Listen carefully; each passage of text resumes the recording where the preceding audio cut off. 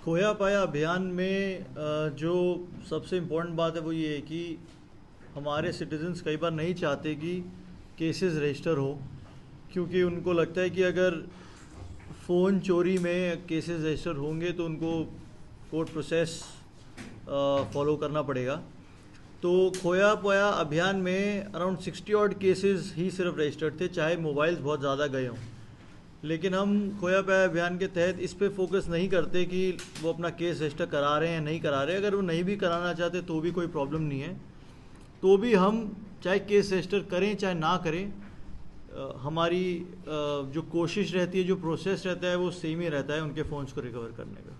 हाँ, पिछले एक साल में I think in we have arrested security personnel, if I am correct, in 4 cases में हमने सिक्योरिटी पर्सनल्स को अरेस्ट किया है। और उसमें से एक केस ऐसा था जिसके अंदर पुलिस के अलावा भी कुछ गवर्नमेंट ऑफिशियल से वो उसमें अरेस्टेड थे। तो total around I think 6 or 7 people from police as well as other government offices इसमें अरेस्टेड है। एब्सोल्युटली, ये हमेशा करते हैं कि जब नारकोटिक्स फ़्लो की इन्फॉर्मेशन हमारे पास आती है तो हम जनरली ट्राई करते हैं कि उस फ्लो में जितने एसपीज़ हैं उनको हम ये सेम इन्फॉर्मेशन पास ऑन करते हैं। अब प्रॉब्लम सिर्फ ये होता है कि इन्फॉर्मेशन कब हमारे पास आ रही है। कई बार इन्फॉर्मेशन विद इन टाइम आ जाती है तो हम डिफरेंट डिस्ट्रिक्ट्स को देते हैं, तो कई जगह बाहर स्टेट के पेडलर्स जो बाहर स्टेट से आ रहे हैं वो बाकी डिस्ट्रिक्ट्स में पकड़े जाते हैं, जैसे नामसाई में पकड़े जाते हैं, या फिर इधर आते हुए अगर कोई गुवाहाटी वाली साइड से आ रहा है तो भालुकपोंग की साइड में पकड़ा जाता है। तो हम ये इन्फॉर्मेशन अपने एसपीज़ में फ्लूइड रखते हैं। लेकिन कई बार ऐसा होता है जब टारगेट मूव कर रहा होता है तो इन्फॉर्मेशन एग्जैक्ट नहीं आ पाती कि उसकी लोकेशन क्या है, तो हम जनरली डेस्टिनेशन पे ही उसको पकड़ने की कोशिश करते हैं, और डेस्टिनेशन जनरली ईटानगर रहता है। इसका बहुत अच्छा सवाल है और हम उसी से अभी जूझ भी रहे हैं। एक जो हम स्ट्रैटेजी बनाना चाह रहे हैं डिफरेंट डिपार्टमेंट्स के साथ मिलके, वो यही है कि एक बार जब कोई यूज़र पकड़ा जाता है और प्रिजन में डाला जाता है तो इस तरह की एक्सपर्टीज़ प्रिजन के पास भी नहीं है कि उनको वहाँ पे कोई रिहैब कराया जाए। काउंसलिंग कराना पुलिस ऑफिशियल्स की तरफ से जो पॉसिबल हो पाता है वो हमारी कस्टडी में जब होता है तब कर देते हैं। जब वो प्रिजन में आते हैं तो प्रिजन ऑफिशियल्स उनकी काउंसलिंग करते हैं, लेकिन प्रॉपर रिहैब सिस्टम हर एक इंडिविजुअल के लिए ये अभी प्रेजेंट नहीं है। मैम, इस पे हम सभी स्टेक होल्डर्स को मिलकर काम करने की ज़रूरत है। That is one of our plans. Syndicate की आपने बात की तो मैं बिल्कुल बताना चाहूँगा कि ये आपको जितना डेंजरस सुनने में लगता है एक्चुअली में उससे ज़्यादा डेंजरस है ये, क्योंकि ड्रग्स का जो इम्पैक्ट है वो जनरेशनल है। बाकी किसी बड़े गैंग को अगर हम जैसे सोचते हैं तो फिर वो किसी वायलेंस में अगर इन्वॉल्व रहता है तो उसका इम्पैक्ट आपको तुरंत दिख जाता है। लेकिन ड्रग सिंडिकेट्स ऐसे ऑर्गेनाइज ग्रुप ऑफ पर्सन हैं जिनका इम्पैक्ट आपको जनरेशन दर जनरेशन दिखेगा। तो सच में बहुत डरावना है। और ऐसे कितने सिंडिकेट्स हैं बेसिकली ये बताना बड़ा मुश्किल है। हम जिनको पकड़ते हैं उन्हीं से इन्फॉर्मेशन आ पाती है। किसी भी जगह को, जैसे अगर हम धेमाजी सिंडिकेट बोल रहे हैं तो हम धेमाजी को नहीं टारगेट करें, एज अ प्लेस नहीं टारगेट करें, बट कुछ मिलके, कुछ ड्रग ट्रैफिकर्स कुछ मिलके एक जगह रहते हैं, चाहे उनको लगता है कि साथ रहने में सिक्योरिटी है, या वहाँ पे उनको जैसे कहते हैं कि इकोनॉमीज ऑफ स्केल की बात है कि वहाँ पे उनको नारकोटिक्स लेके बेचने में आसानी रहती है। ऐसे कुछ उन्होंने जगह आइडेंटिफाई कर पा रहे हैं। मुझे पता है कि हमारे सिस्टर डिस्ट्रिक्ट्स भी इनमें काम कर रहे हैं, तो आई थिंक लखीमपुर साइड में भी कुछ उनको इनपुट्स आते हैं, वहाँ काम करते हैं लोग। बंदरदेवा साइड में भी कुछ लोग जो काम करते हैं। जहाँ जाके इन्फॉर्मेशन हमारे पास आ पाती है और हमारे सिस्टर डिस्ट्रिक्ट्स को आ पाती है तो हम उनको टारगेट करते हैं। क्या इसका कोई वन लाइन सोल्यूशन है? I don't think so. ये एक कंटिन्यूस फाइट है, और ये इसलिए भी ज़्यादा है क्योंकि अवेलेबिलिटी जो ड्रग्स की है वो बहुत ज़्यादा है। आप कभी ओपन मार्केट में, आप खुद जैसे फादर हैं, आप बता रहे हैं, आपको ओपन मार्केट में जाके देखिए तो अवेलेबिलिटी नारकोटिक्स की बहुत ज़्यादा है, छोटी छोटी क्वांटिटीज़ में ज़्यादा है।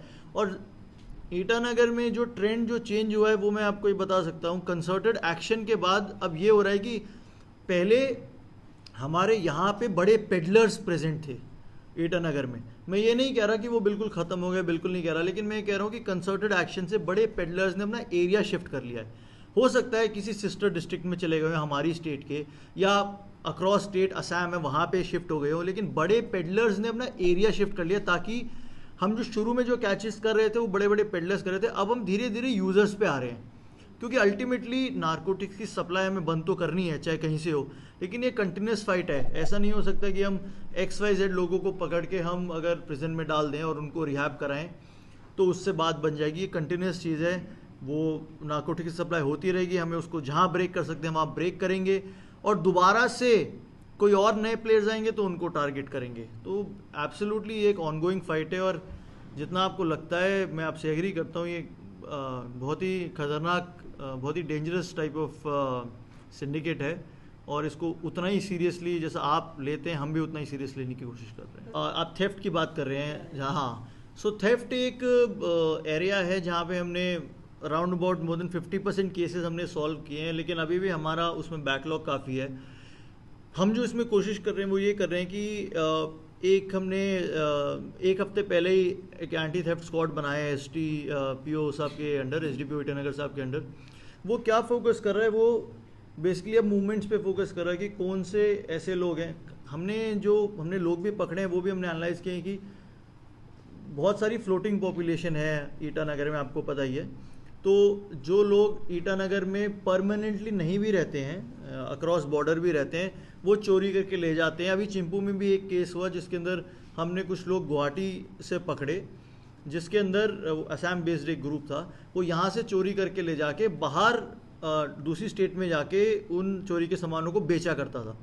तो इन्फॉर्मेशन जो हमारे पास अब आ रही है वो इस तरीके से आ रही है कि अब हम एक तो लोगों की मूवमेंट्स पे थोड़ा फोकस करें, प्लस जहाँ पे वो ऐसे जगह जहाँ पे चोरी के सामान को बेचा जाता है, रिसीवर्स जिनको कहते हैं, उन पे हम फोकस कर रहे हैं।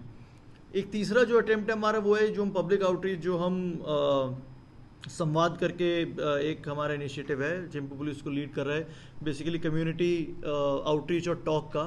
उसमें हम ये बात कर रहे हैं कि जो हमारे सिटीजन्स हैं वो अपने अपने कैमरास लगाएं। हमारे यहाँ जो NH415 है उस ब्रेकिंग न्यूज, अरुणाचल प्रदेश के नाहरलगुन में कैपिटल इंस्टीट्यूट एक बड़ी उपलब्धि का जश्न मना रहा है, जिसने राज्य के लिए शिक्षा में एक नया मानक स्थापित किया।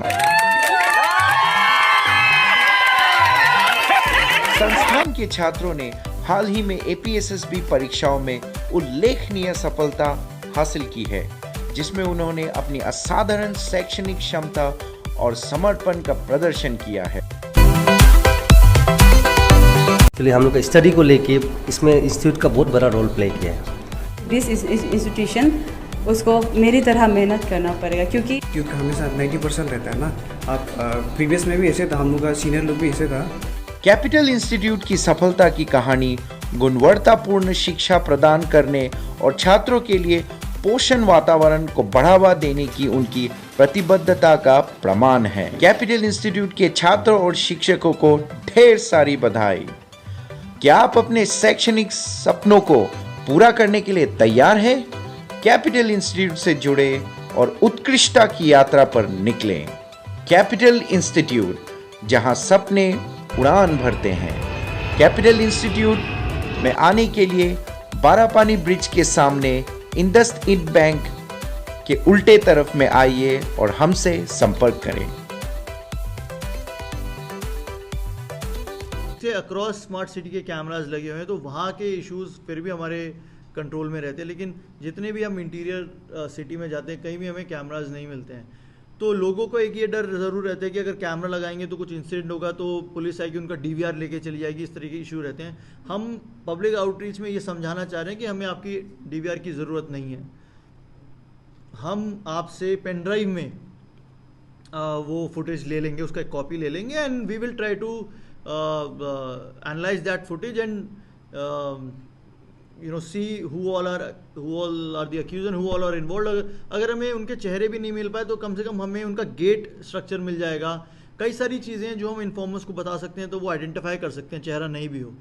तो एक ये है कि हमारे पास चोरी के केसेस में एग्जैक्ट फुटेजेस हमारे पास नहीं आ पा रही है। लोकल इन्फॉर्मेशन तो थोड़ी बहुत आती है जिसकी वजह से ही बाकी केसेस खुले हैं, लेकिन ये भी हम लोगों से रिक्वेस्ट करें कि अगर इस वाले फील्ड में अगर वो थोड़ा सा अपनी सेफ्टी के लिए ही अगर वो अपने घर पे ही अगर कैमरास लगाएं फोकसिंग इनवर्ड्स और आउटवर्ड्स, तो हमें काफ़ी इसमें मदद मिलेगी। मैम इस महीने के आखिर में हमारा प्लान है, उसको कंस्ट्रक्शन कंप्लीट हो जाएगा तो, और जिस आइडिया से हम चाहते हैं उसको प्रेजेंट करना अगर वो हो पाएगा तो broadly by the end of this month will try to inaugurate it. Concept ma'am ये है कि हमने पिछले कुछ महीनों से एक नीड हमें लग रही है कि victims of sexual abuse, child victims of sexual abuse जब हमारे पास आते हैं तो एक बार हमारे पास आते हैं तो हम उनकी काउंसलिंग करते हैं, बात करते हैं, सिस्टर एजेंसीज हमारी हैं, CWC से भी, ओजू से भी लोग आते हैं, बात करते हैं उनसे, बट एक सस्टेन्ड इंटरेक्शन उनके साथ करना बहुत मुश्किल होता है क्योंकि बच्चे हमारे पास बहुत थोड़े टाइम के लिए रहते हैं, आए और उसके बाद वो किसी ना किसी, जैसे ओजू मिशन ही हमारे पास, किसी ना किसी सेफ होम में या रिहैब होम में चले जाते हैं। हमारा आइडिया ये है मैम कि एक बार बच्चे हमारे पास आए फिर वो कहीं और चले गए, उसके बाद वो वहाँ भी परमानेंटली नहीं रहते, तो उनको एक ऐसा सेफ स्पेस मिले जहाँ पे वो आके कभी भी आ सकें, बैठ सकें, लाइब्रेरी है, पढ़ सकें, कंप्यूटर्स विल बी पुटिंग कुछ they want to learn something है, वो एक ऑडियो विजुअल स्क्रीन भी रखेंगे, कुछ उनको देखना है, कुछ एजुकेशन से रिलेटेड उनको हेल्प चाहिए, या if they want just friends जिसमें वो आए और बात कर सकें और एक सेफ स्पेस में एक दूसरे के एक्सपीरियंस शेयर कर सकें। ये एक नीड है जो हमें कुछ महीनों से काफ़ी लग रही है और उसके तहत ही हम library cum study centre cum एक trauma, how to deal with trauma, इस तरीके को एक सेंटर हम विजुलाइज कर रहे हैं। तो by the end of this month I think उसका विजुलाइजेशन ख़त्म हो जाना चाहिए, then will present it to you. Cyber crime की अवेयरनेस के लिए हम टाइम टू टाइम, आपको बताइए साहब, हम अवेयरनेस कैंपेन चलाते रहते हैं। हमारा खुद का भी एक, जैसे प्रेजेंटेशन में भी था, हमने खुद एक साइबर सिक्योरिटी गाइडेंस हैंडबुक निकाला है। तो देखिए जो साइबर सिक्योरिटी के जो आइडियल्स हैं वो सेम ही रहेंगे। आप अपना प्रिवेसी कंसर्न्स को अपने दिमाग में रखिए, अपना जो आपके पर्सनल क्रेडेंशियल्स हैं वो किसी के कहने पे भी किसी को शेयर मत कीजिए। और अगर आपकी कोई स्पेसिफिक कंप्लेंट है किसी ऐप को लेके या किसी, अभी मेरे पास एक किसी पॉन्जी स्कीम का भी कुछ एक इन्फॉर्मेशन आया है, तो आप अगर, मेरे ख्याल से आप साइबर पुलिस स्टेशन गए होंगे आपके फ्रेंड, अगर वहाँ पे गए और आपका केस सॉर्ट आउट हो गया तो वेल एंड गुड, क्योंकि वो हमारा सबसे, मतलब वो एक पुलिस स्टेशन है जो यूनिकली सिर्फ साइबर क्राइम के लिए बना हुआ है। तो अगर आप वहाँ गए और आपका इशू सॉर्ट आउट हो गया, so that's well and good. अगर नहीं होता, किसी तरीके का कुछ गाइडेंस है, तो वी आर ओपन, आप आ सकते हैं, हमसे भी पूछ सकते हैं, we'll be able to guide you कि इसमें what all things are to be done. But ultimately what I have seen is that अगर हम अपने क्रेडेंशियल्स को सेफ रखें, पब्लिक सिस्टम से लॉगिन ना करें, अपने फ़ोन पे भी अगर हम किसी ऐप में लॉगिन करते हैं तो काम हो जाए तो उससे लॉग आउट करते हैं, बहुत सिंपल चीज़ें हैं। अगर हम ये सब भी करेंगे तो काफ़ी हद तक we'll be able to contain cyber frauds. Obviously जिस तरीके की सोशल इंजीनियरिंग आजकल चल रही है, बीच में कोई ना कोई लूपहोल होगा ही, हो सकता है फिर भी किसी का फ्रॉड हो जाए, लेकिन to a large extent we will be able to contain it.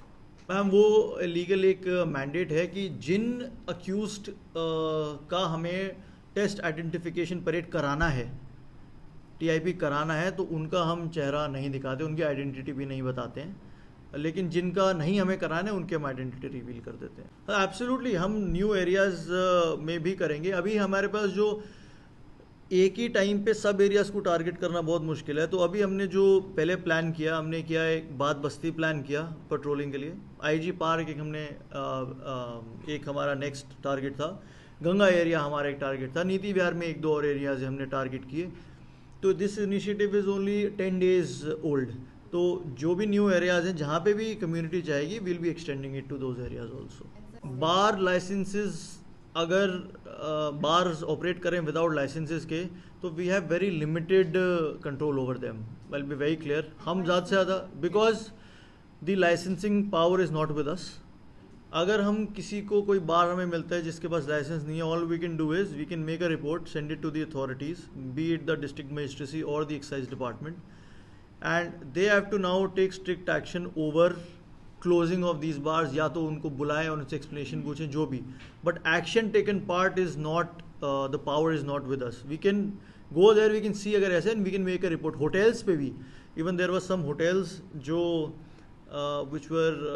which violated in our trafficking case only, there were some hotels which violated some of the provisions. उनके अगेंस्ट में हमने रिपोर्ट बना के भेजी थी. मैं मीडिया में ही पढ़ रहा था, आई थिंक कि हमने रिपोर्ट भेजी, उसके एक हफ्ते बाद तक शायद वो होटल चल रहा था. I think I read somebody's report, I think from I forgot news 5 में भी मैंने एक रिपोर्ट पढ़ा था, वो एक हफ्ते बाद भी चल रहा था. तो हम रिपोर्ट भेज सकते हैं, but then you have to ask the agency which is directly involve in taking action against these violators की क्या एक्शन ले रहे हैं उसमें. हमारा एम ये रहता है मैम कि जितना हमने एक साल में जो ट्राई किया वो ये किया कि कम्युनिटी से हम इस तरह का रिलेशनशिप बना पाएँ कि इन्फॉर्मेशन हमारे पास फ्री फ्लो से आते रहे. एक्चुअली ये कहने वाली बात नहीं है, बट आइडेंटिटी क्योंकि मैं रिवील नहीं कर सकता लोगों की, लेकिन इतने सारे लोग हैं जो अब सो मोटो आ रहे हैं और इन्फॉर्मेशन हमें प्रोवाइड कर रहे हैं. जो हम ये कर सकते हैं वो प्रोटेक्शन के लिए उनकी वो सिर्फ ये है, और सबसे इम्पोर्टेंट कि हम उनकी आइडेंटिटी बहुत सीक्रेट रखते हैं. जिस भी ऑफिसर से वो कंफर्टेबल है उस ऑफिसर से आके वो बात करते हैं. वो ऑफिसर अगर मेरे साथ कोई इन्फॉर्मेशन शेयर करता है कि हमारे पास ये इन्फॉर्मेशन आई है फ्रॉम XYZ पर्सन, तो मैं कभी भी इस चीज़ पे फोकस नहीं करता कि आप मुझे बताएं कि ये XYZ पर्सन कौन है. जिस ऑफिसर से वो इन्फॉर्मर जुड़ा हुआ है, जिससे उसका वेवलेंथ बना हुआ है, वो उसी से कांटेक्ट करता है, उसी को इन्फॉर्मेशन देता है, और वो इन्फॉर्मेशन वहीं ख़त्म हो जाती है. उसके बाद informer gets out of the picture, and then we ourselves through our own resources we develop that information and we work on it. We are very serious about taking the visits and security of our high dignitaries whoever come. But sir, that officer he took picture just near the tail number. Right, I'm not aware of this particular incident, ma'am. लेकिन अगर ऐसा incident हुआ है और if that is reported to me with evidence, और वो जो आदमी है, then we'll take it very strictly because this is a clear violation of our security policy. In fact, if you have raised this is a very good point. तो we generally brief all our police personnel. कल से assembly session भी शुरू है, तो आज हमारा उसका भी briefing था. तो we generally brief all our police personnel regarding the do's and don'ts whenever they are near a high dignitary. अगर किसी ने violate किया है, so we'll take it very strictly, ma'am. And so, sir, one more question. To what extent is the police department coordinating with the NCB, that is Narcotic Control Bureau? We have very good coordination with NCB, ma'am. NCB Guwahati में एक unit है, और even Itanagar में भी उनका एक setup है. एक परमानेंट सेटअप तो अभी उनका नहीं बना है, उनको स्पेस एक दी जा रही है, बट उनका एक ऑफिसर है, he comes and goes in Itanagar. We have direct contact with him. What NCB does is that NCB आजकल it works more, at least from what we see, NCB का ज़्यादा कोऑर्डिनेशन उन डिस्ट्रिक्ट्स के साथ है जहाँ पे ओपीएम या कैनबिस कल्टिवेशन है. तो जनरली डिस्ट्रक्शन ऑफ ओपीएम और कैनबिस पे थोड़ा ज़्यादा फोकस कर रहे हैं. और हमारा जो एनसीबी के साथ जो इंटरेक्शन रहता है कैपिटल पुलिस का, वो बेसिकली रहता है ड्रग डिटेक्शन किट्स को लेके. तो एनसीबी से हम डायरेक्टली किट्स मंगवाते हैं जो ऑन स्पॉट किसी भी नारकोटिक्स सब्सटेंस को टेस्ट कर सकते हैं कि वो उसकी क्या प्योरिटी है या वो किस नेचर का नारकोटिक्स है. तो उसमें हमारा ज़्यादा इंटरेक्शन रहता है. So sir, will you create he just uploaded and I'll include it in my briefing only, ma'am. Thank you.